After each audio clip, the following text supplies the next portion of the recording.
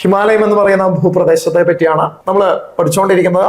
ഹിമാലയത്തെ പർവ്വത നിരകളുടെ അടിസ്ഥാനത്തിൽ മൂന്നായിട്ട് തരംതിരിക്കാമെന്ന് പറഞ്ഞു. ഒന്നാമത്തെ പർവ്വത നിരയുടെ പേരാണ് ഹിമാദ്രി, രണ്ട് ഹിമാചൽ, മൂന്ന് സിവാലിക്കാണ്.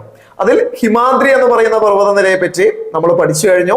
രണ്ടാമത്തെ പർവ്വതം, ഇവിടുത്തെ രണ്ടാമത്തെ പർവ്വതമാണ് ഹിമാലയത്തിലെ രണ്ടാമത്തെ പർവ്വതമാണ് ഹിമാചൽ എന്ന് പറയുന്നത്. രണ്ടാമത്തെ പർവ്വത നിരയുടെ പേര് ഹിമാചൽ എന്നാണ്. ഹിമാചൽ എന്ന് പറയുന്ന സ്റ്റേറ്റിനെ പറ്റിയല്ല നമ്മൾ സംസാരിക്കുന്നത്, ഹിമാചൽ എന്ന് പറയുന്ന പർവ്വത നിരയെ പറ്റിയാണ് സംസാരിക്കുന്നത്. എവിടെയാണ് ഹിമാചലിന്റെ ലൊക്കേഷൻ? കൃത്യമായി ശ്രദ്ധിക്കുക. ഹിമാദ്രിക്കും സിവാലിക്കിനും മധ്യഭാഗത്തായിട്ട്, ഇത് ഹിമാദ്രിയാണ്, ഇത് സിവാലിക്കാണ്. ഹിമാദ്രിയുടെയും സിവാലിക്കിന്റെയും മധ്യഭാഗത്തായി സ്ഥിതി ചെയ്യുന്ന പർവ്വത നിരയാണ് ഹിമാചൽ എന്ന് പറയുന്നത്. മധ്യഭാഗം ശ്രദ്ധിച്ചോണേ. അതുകൊണ്ട് മിഡിൽ ഹിമാലയ, മിഡിൽ ഹിമാലയ എങ്ങനെയാണ് അറിയപ്പെടുന്നത്? മിഡിൽ ഹിമാലയ, മിഡിൽ ഹിമാലയ എന്നറിയപ്പെടുന്ന പർവ്വത നിരയാണ് ഹിമാചൽ എന്ന് പറയുന്നത്. ഇന്നർ ഹിമാലയ, ഗ്രേറ്റർ ഹിമാലയ ആരുടെ പേരുകളായിരുന്നു? ഹിമാദ്രിയുടെ പേരുകളായിരുന്നു. ഹിമാദ്രിയുടെ പേരുകള് inner Himalaya, greater Himalaya. Middle Himalaya, മധ്യ ഹിമാലയം എന്നറിയപ്പെടുന്ന ആരാണ്? ഹിമാചലാണ്. ഒരു പേരൂടെ ഉണ്ട്, ലെസർ ഹിമാലയം. മിഡിൽ ഹിമാലയം, ലെസർ ഹിമാലയം എന്നിങ്ങനെ അറിയപ്പെടുന്ന പർവ്വത നിരയാണ് ഹിമാചൽ എന്ന് പറയുന്നത്. ഇനി നമുക്കൊന്ന് കമ്പയർ ചെയ്ത് പഠിക്കേണ്ടതുണ്ട്. ഹിമാദ്രിയുടെ ഉയരം എത്രയായിരുന്നു? ഹിമാദ്രിയുടെ ഉയരം 6000 മീറ്റർ ആയിരുന്നു. 6000 മീറ്റർ ഓർമ്മയുണ്ട് എന്ന് വിശ്വസിക്കുന്നു.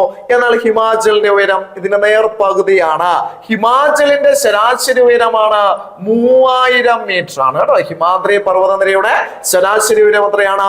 3000 മീറ്റർ ആണ്. അപ്പോൾ എന്താണ് പറഞ്ഞു വരുന്നത്? ഹിമാചലിനെ പറ്റിയാണ്. ഹിമാദ്രിയുടെ തൊട്ടു താഴെയായി സ്ഥിതി ചെയ്യുന്ന പർവ്വത നിരയാണ് ഹിമാചൽ എന്ന് പറയുന്നത്. ഹിമാചൽ പർവ്വത നിരയുടെ രണ്ടു പേരുകളാണ് മിഡിൽ ഹിമാലയ, ലെസർ ഹിമാലയ. എത്രയായിരുന്നു ഉയരം? ശരാശരി ഉയരം 3000 മീറ്റർ ആണ് കേട്ടോ. അപ്പൊ ഹിമാചൽ പർവ്വത നിരയുടെ ശരാശരി ഉയരം എത്രയാണ്? 3000 മീറ്റർ ആണ്. ഇനി നിങ്ങൾ ശ്രദ്ധിക്കുക, ഹിമാദ്രി പറഞ്ഞപ്പോൾ പ്രത്യേകതയായിട്ട് എന്താ പറഞ്ഞത്? ഉയരമേറിയ കൊടുമുടികൾ. ഏറ്റവും പ്രധാനപ്പെട്ട പോയിന്റ് ആണ്. ഉയരമേറിയ കൊടുമുടികൾ സ്ഥിതി ചെയ്യുന്ന പർവ്വത നിരയാണ് ഹിമാദ്രി എന്നാണ് പറഞ്ഞത്. കാഞ്ചൻജംഗ, അതോടൊപ്പം തന്നെ മൗണ്ട് എവറസ്റ്റ്, നന്ദാദേവി, നംഗ പർവ്വതം, നംച പർവ്വ തുടങ്ങിയ കൊടുമുടികളെല്ലാം തന്നെ എവിടെയാ നമ്മൾ കണ്ടത്? ഹിമാദ്രി പർവ്വത നിരകളിലാണ്. എന്നാൽ ഹിമാചലിലേക്ക് വരുന്ന സമയത്ത് ഹിമാചലിന്റെ ഏറ്റവും വലിയ പ്രത്യേകത എന്ന് പറയുന്നത് സുഖവാസ കേന്ദ്രങ്ങളാണ്, ഹിൽ സ്റ്റേഷൻസ് ആണ്. സുഖവാസ കേന്ദ്രങ്ങൾ സ്ഥിതി ചെയ്യുന്ന പർവ്വത നിരയാണ് ഹിമാചൽ എന്ന് പറയുന്നത്. സുഖവാസ കേന്ദ്രങ്ങളിലേക്ക് പോവുകയാണെങ്കിൽ ആദ്യം നമുക്ക് ഹിമാചൽ പ്രദേശിലെ പ്രധാനപ്പെട്ട സുഖവാസ കേന്ദ്രമാണ് സിംല എന്ന് പറയുന്നത്. ക്യാപിറ്റൽ സിറ്റിയാണ് ഡൽഹൌസി എന്ന് പറയുന്നത്. സിംല, ഡൽഹൌസി, ചമ്പ എന്ന് പറയുന്നത് മറ്റൊരു ഹിൽ സ്റ്റേഷൻ ആണ്. ചമ്പ ഹിമാചൽ പ്രദേശിലാണ്.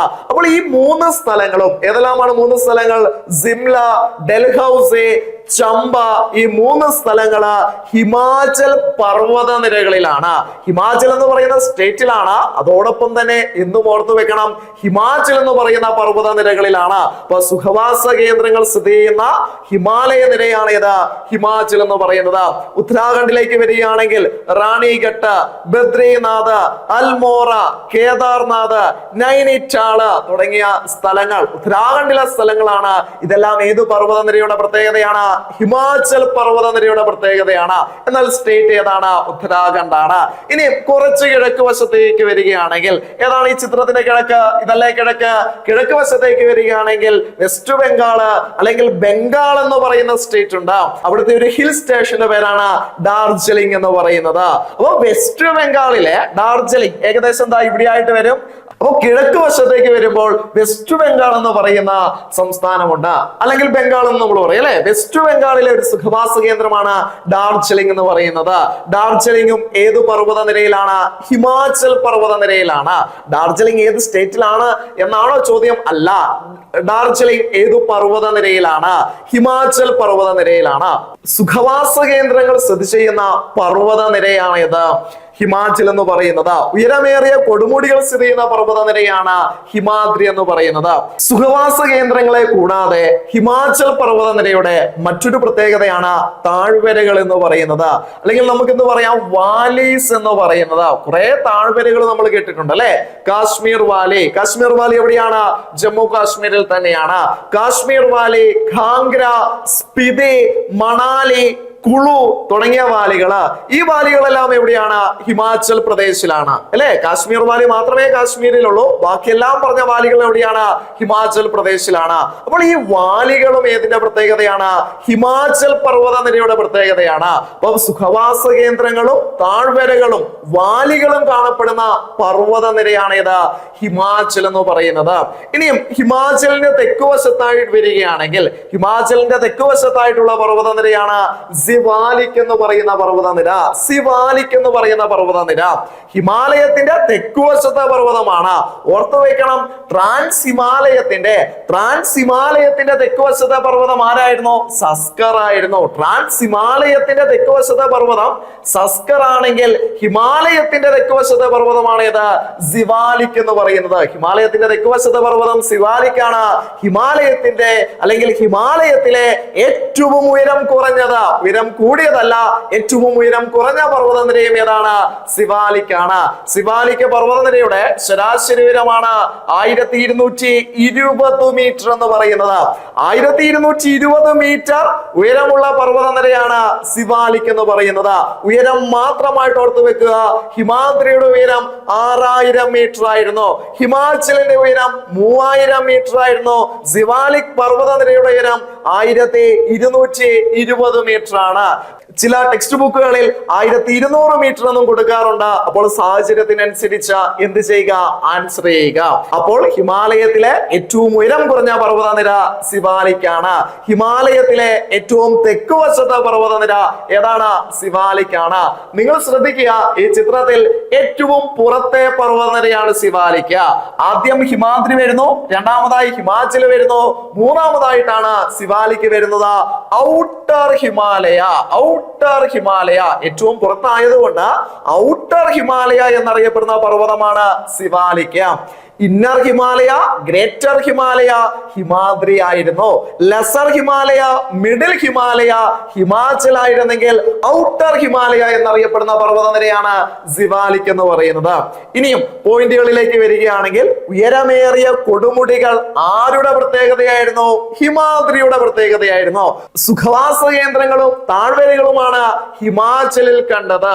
ഇനിയും സിവാലിക്കിന്റെ പ്രത്യേകത എന്താണ്? സിവാലിക്കിന്റെ പ്രത്യേകതയായിട്ട് പഠിക്കേണ്ടത് നിരന്തരമായി ഭൂകമ്പങ്ങളും മണ്ണിടിച്ചിലും ഉണ്ടാവുന്ന പർവ്വതനിരയാണ്. എങ്ങനെയാണ് പറഞ്ഞത്? നിരന്തരമായ ഭൂകമ്പങ്ങളും മണ്ണിടിച്ചിലും ഉണ്ടാവുന്ന പർവ്വതനിരയാണ് ഇത് സിവാലിക് എന്ന് പറയുന്നത്. ഇനിയും വളരെ പ്രധാനപ്പെട്ട മറ്റൊരു പോയിന്റ് കൂടിയുണ്ട്. ഈ സിവാലിക്കിന് തെക്കുവശം എന്ന് പറയുന്നത്, ഇന്ത്യയുടെ സമതല പ്രദേശങ്ങളാണ്. ഉത്തരേന്ത്യൻ മഹാസമതലമാണ്. അവിടുന്ന് മറ്റൊരു ചോദ്യം ചോദിക്കാറുണ്ട്. ഉത്തരേന്ത്യൻ സമതലങ്ങളുമായി അതിർത്തി പങ്കുവയ്ക്കുന്ന ഹിമാലയ നിര ഏതാണ്? ഉത്തരേന്ത്യൻ സമതലങ്ങളുമായി അതിർത്തി പങ്കുവയ്ക്കുന്ന ഹിമാലയ നിര സിവാലിക് ആണ്. ഏതാണ് ആൻസർ? സിവാലിക് ആണ്. അപ്പൊ ഇത്രയും കാര്യങ്ങൾ ഏതിനെ പറ്റി പഠിച്ചു വെക്കുക? ഹിമാലയത്തെ പറ്റി പഠിച്ചു വെക്കുക. അപ്പൊ ഒന്നുകൂടി ഒന്ന് നോക്കാം. ഹിമാലയം എന്ന് പറയുന്നത് 3 പർവ്വത നിരകളാണ്. ഹിമാലയത്തിലെ 3 പർവ്വത നിരകൾ ഏതെല്ലാമാണ്? ഹിമാദ്രി, ഒന്നാമത്തത് ഹിമാദ്രിയാണ്. 2 ഹിമാചലാണ്. 3 ഏതാണ്? സിവാലിക് ആണ്. ഹിമാലയത്തിലെ ഉയരമേറിയ പർവ്വതനിരയുടെ പേര് ഹിമാദ്രി എന്നാണ്. ഹിമാലയത്തിലെ ഉയരമേറിയ കൊടുമുടി ഏതാണ്? ഹിമാലയത്തിലെ ഉയരമേറിയ കൊടുമുടി ഏതാണ്? മൗണ്ട് എവറസ്റ്റ് ആണ്. ഹിമാലയത്തിലെ ഏറ്റവും ഉയരം കുറഞ്ഞ പർവ്വതനിര ഏതാണ്? സിവാലിക് ആണ്. ഹിമാലയത്തിന്റെ ഏറ്റവും തെക്കുവശത്തെ പർവ്വതനിര ഏതാണ്? സിവാലിക് ആണ്. ഉയരമേറിയ കൊടുമുടികൾ ഹിമാദ്രിയുടെ പ്രത്യേകതയായിരുന്നു.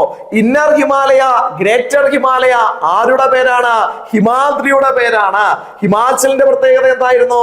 സുഖവാസ കേന്ദ്രങ്ങൾ മാത്രമാണോ? അല്ല, താഴ്വരകളും സുഖവാസ കേന്ദ്രങ്ങളും താഴ്വരകളും സ്ഥിതി ചെയ്യുന്ന ഹിമാലയ നിരയാണ് ഹിമാചൽ. ലെസർ ഹിമാലയ, മിഡിൽ ഹിമാലയ ആരുടെ പേരുകളാണ്? ഹിമാചലിന്റെ പേരുകളാണ്.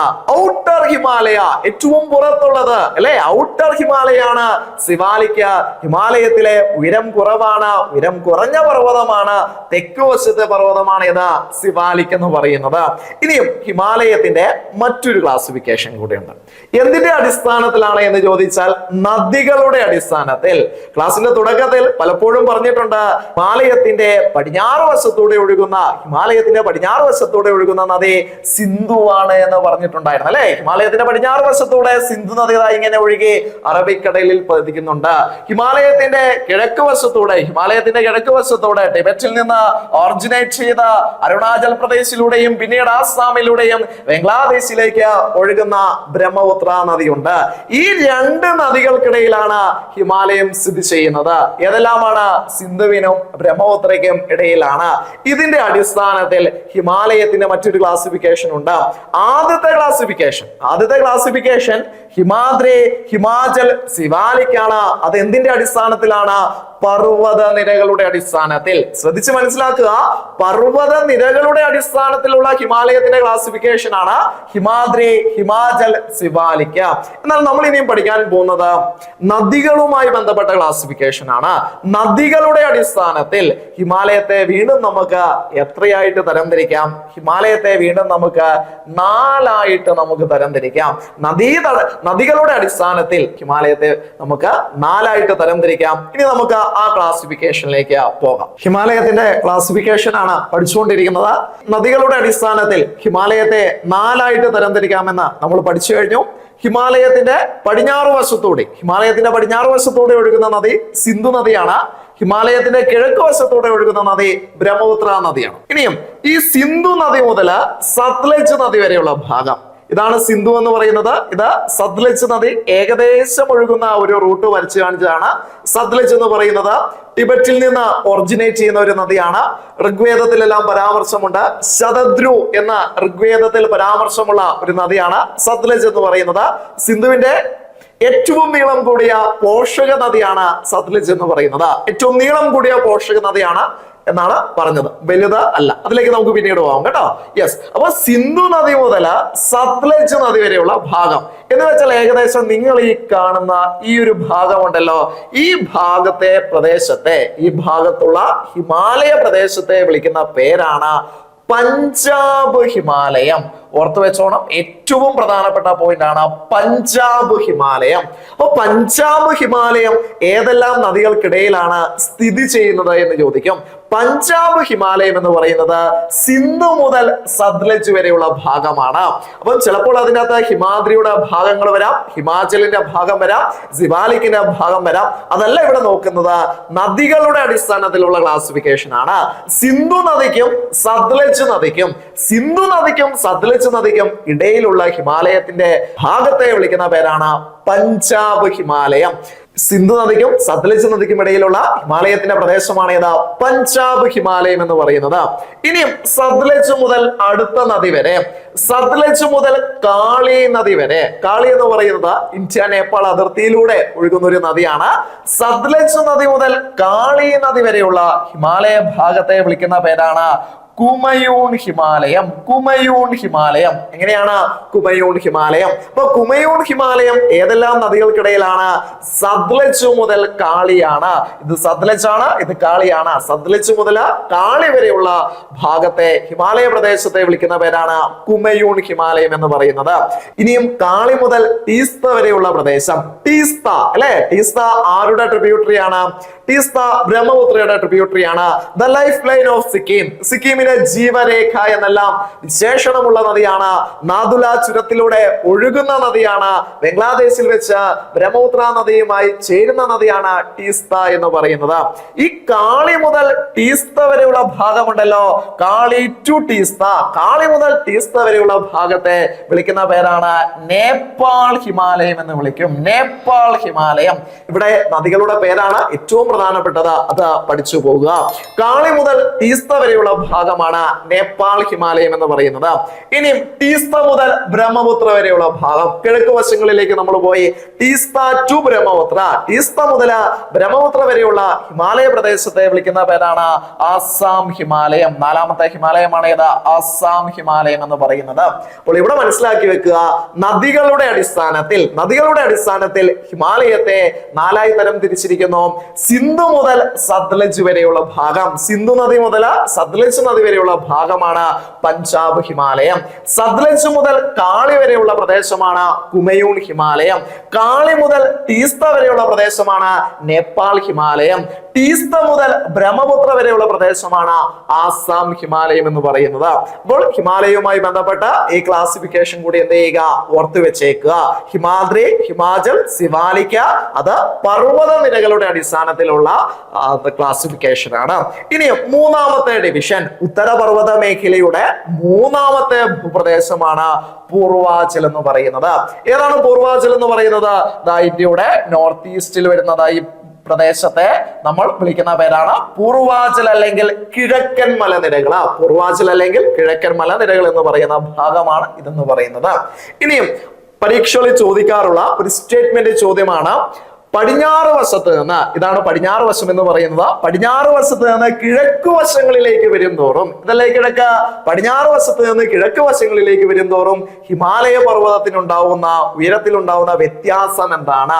ഉയരം എന്താണ്? കൂടി വരികയാണോ കുറഞ്ഞു വരികയാണ്? ഉയരം കുറഞ്ഞു വരികയാണ്.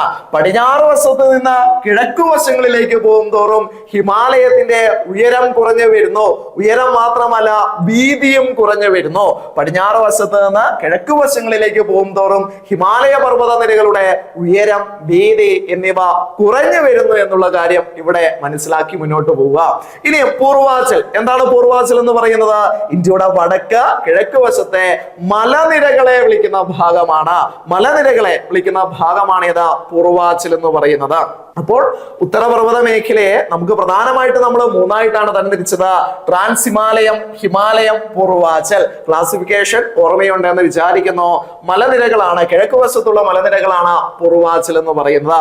ഉയരം കുറഞ്ഞ മലനിരകളാണ്, നമ്മുടെ നാട്ടിലെല്ലാം കാണുന്നത് പോലെ ഉയരം കുറഞ്ഞ മലനിരകളാണ് പൂർവാചലിന്റെ ഭാഗമായിട്ട് വരാറുള്ളത്. അവിടെ ചില മലനിരകളുടെ പേര് പഠിച്ചു വെക്കുക, പിന്നീട് നമുക്ക് ആവശ്യമായിട്ട് വരും. ഇത് അരുണാചൽ പ്രദേശ് എന്ന് പറയുന്ന സ്റ്റേറ്റ് ആണ്. അരുണാചൽ പ്രദേശിൽ നിന്ന് ഇവിടെയുള്ള രാജ്യം എന്ന് പറയുന്നത് മ്യാൻമാർ എന്ന് പറയുന്ന രാജ്യമാണ്. അരുണാചൽ പ്രദേശിൽ നിന്ന് മ്യാൻമറിലേക്ക് വ്യാപിച്ചു കിടക്കുന്ന ഒരു മലനിരകളുണ്ട്. അരുണാചൽ പ്രദേശിൽ നിന്ന് മ്യാൻമറിലേക്ക് വ്യാപിച്ചു കിടക്കുന്ന മലനിരകളുണ്ട്. അതിന്റെ പേരാണ് പട്കായി ഹിൽസ്, പട്കായി മലനിരകൾ. പട്കായി മലനിരകൾ അരുണാചൽ പ്രദേശിൽ നിന്ന് മ്യാൻമറിലേക്കാണ് വ്യാപിച്ചു കിടക്കുന്നത്. മറ്റൊരു ചോദ്യമുണ്ട്, ഇന്ത്യയും മ്യാൻമറിനെയും തമ്മിൽ വേർതിരിക്കുന്ന മലനിരകൾ. ഇന്ത്യയും മ്യാൻമറിനെയും തമ്മിൽ വേർതിരിക്കുന്ന മലനിരകൾ കൂടിയാണ് ഏത്? പട്കായി മലനിരകൾ. അപ്പോൾ പട്കായി മലനിരകൾ ഏത് സംസ്ഥാനത്താണ്? അരുണാചൽ പ്രദേശിലാണ്. പട്കായി മലനിരകൾ ഉത്തരപർവ്വത മേഖലയിൽ ഏതിന്റെ ഡിവിഷനാണ്? പൂർവാചലിന്റെ ഡിവിഷനാണ്. പൂർവാചലിന്റെ ഡിവിഷനാണ്.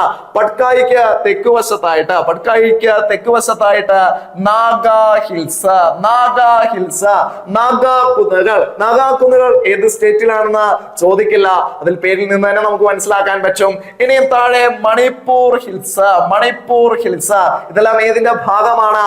പൂർവാചലിന്റെ ഭാഗമാണ്. അതിന്റെ തൊട്ടു താഴെയായിട്ട് മീസോ ഒരു പേരൂടെ ഉണ്ട്, വളരെ പ്രധാനപ്പെട്ടതാണ്, ലൂഷായി. മീസോടൊപ്പം തന്നെ മറ്റൊരു പേരുണ്ട്, ലൂഷായി കുന്നുകൾ. മീസോ കുന്നുകളെ തന്നെ വിളിക്കുന്ന മറ്റൊരു പേരാണ് ലൂഷായി കുന്നുകൾ എന്ന് പറയുന്നത്. മീസോ കുന്നുകൾ ഏത് സ്റ്റേറ്റിലാണ് എന്ന് ചോദിച്ചാൽ കൂട്ടുകാർ എഴുതും മീസോ കുന്നുകൾ എവിടെയാണ്? മിസോറാമിലാണ്. എന്നാൽ ലൂഷായി കുന്നുകൾ ചോദിക്കുകയാണെങ്കിൽ ഒരു സംശയം വരും, അപ്പൊ ലൂഷായി കുന്നുകളും എവിടെയാണ്? മിസോറാമിൽ തന്നെയാണ്. ഇനിയും താഴേക്ക് വരുന്ന സമയത്ത് നമുക്ക് എഴുതാൻ പറ്റും ത്രിപുര ഹിൽസ്. ഇതെല്ലാം ഏതിന്റെ ഭാഗമാണ്? പൂർവാചലിന്റെ ഭാഗമാണ്. അപ്പൊ പൂർവാചലിന്റെ ഭാഗമായിട്ടുള്ള പ്രധാനപ്പെട്ട മലനിരകളാണ് Patkai hills, Naga hills, Manipur hills, Mizo അല്ലെങ്കിൽ ലൂഷായ് ഹിൽസ്, ത്രിപുര ഹിൽസ് എന്നിവ. ഇനി മേഘാലയ എന്ന് പറയുന്ന സ്റ്റേറ്റിലെ എവിടെയാണ് മേഘാലയ എന്ന് പറയുന്ന സ്റ്റേറ്റ്? ഏകദേശം ഇവിടെ ആയിട്ട് വരും മേഘാലയ എന്ന് പറയുന്ന സ്റ്റേറ്റ്. ആ മേഘാലയയില് ഒരു 3 കുന്നുകളുണ്ട്.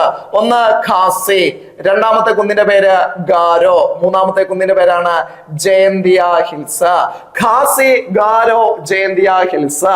ഈ ഖാസി, ഗാരോ, ജയന്തിയ ഹിൽസ് ഏതിന്റെ ഭാഗമാണ്? ഇത് 2 രീതിയിൽ നമുക്ക് പറയാം. ഖാസി, ഗാരോ, ജയന്തിയ ഹിൽസ് പൂർവാഞ്ചലിന്റെ ഭാഗമായിട്ട് നമുക്ക് പറയാൻ പറ്റും. അതോടൊപ്പം തന്നെ ഉപദ്വീപീയ പീഠഭൂമിയുടെ ഭാഗമായിട്ട് പറയാൻ പറ്റും. അപ്പൊ ചോദ്യം എന്താണോ എന്നതിനനുസരിച്ച് ആൻസർ ചെയ്യുക. ഖാസി, ഗാരോ, ജയന്തിയ കുന്നുകള് മേഘാലയയിലാണ്. ഇത് 2 രീതിയിൽ നമുക്ക് പറയാൻ പറ്റും. പൂർവാചലിന്റെ ഭാഗമായിട്ടും പറയാൻ പറ്റും, ഉപദ്വീപീയ പീഠഭൂമിയുടെ ഭാഗമായിട്ട് നമുക്ക് പറയാൻ പറ്റും. ഉപദ്വീപീയ പീഠഭൂമി എടുക്കുന്ന സമയത്ത് കൃത്യമായി അതിനെ പറ്റിയുള്ള ഒരു ധാരണ ഉണ്ടാക്കി തരാം. അപ്പോൾ നിങ്ങൾ മനസ്സിലാക്കി വെക്കുക, ഖാസി, ഗാരോ, ജയന്തിയ കുന്നുകൾ എവിടെയാണ്? മേഘാലയയിലാണ് കേട്ടോ. യെസ്. അപ്പോൾ ഇതാണ് ഏതിന്റെ ക്ലാസിഫിക്കേഷൻ എന്ന് പറയുന്നത്? ഉത്തരപർവ്വത മേഖലയുടെ ക്ലാസിഫിക്കേഷൻ. ഉത്തരപർവ്വത മേഖലയെ നമുക്ക് 3ആയിട്ട് നമുക്ക് തരംതിരിക്കാം. ട്രാൻസ് ഹിമാലയം, ഹിമാലയം, പൂർവാചൽ.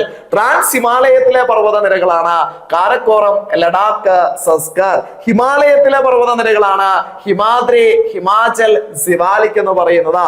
പൂർവാചലിലെ പ്രധാനപ്പെട്ട കുന്നുകളാണ് പട്കായ് ഹിൽസ്, നാഗ hills, Manipur hills, meso, Lushai കുന്നുകൾ എന്നിവ.